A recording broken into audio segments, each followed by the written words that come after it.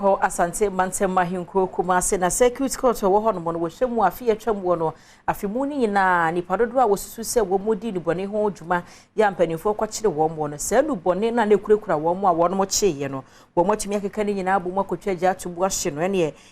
de bibiti se ntampe no na paso no makoma kwaduonu baako afi kura no cocaine na afi ne mahodo bi ni nyina no wo mo tumi atwa gya ahye na se ni pansia ya wo hu ekodi mo no court no hyese wo kwakire ban kukumti nyema ne kita wo mo no na mpanifo ase no enipa nsia na otabiri wo no firi afi atwa mu bosome miensemu ede besi abosome du baako mu esanse wo mo ede enuro ya etia omayimra so wode bedi dwuma ahyehye wo no ho saa enuro yi bi eye obonsam tawa cocaine na afi heroine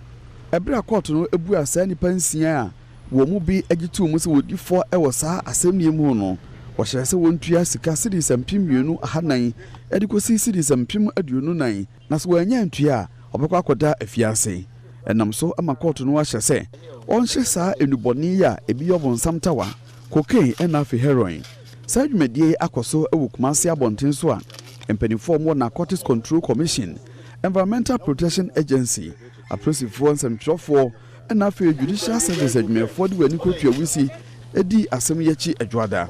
ewo mu empanifo antumi amfa enuboni ho ka nyina anto dwade nanso registrar of the Kumasi Circuit Court ano George Botin edi ato Adom Kasee animu sɛ we ye kwaya ofa so a wodi anidie ema court no wi ene cocaine bi a court no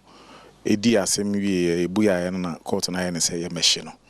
nti ya frefre EPA for Narcotics Control Board na police for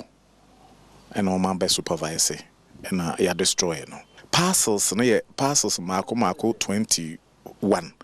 na pieces bi a cheche no rubber bag so no so ye 24 accused persons ye mako 6 insia ya convict wo mti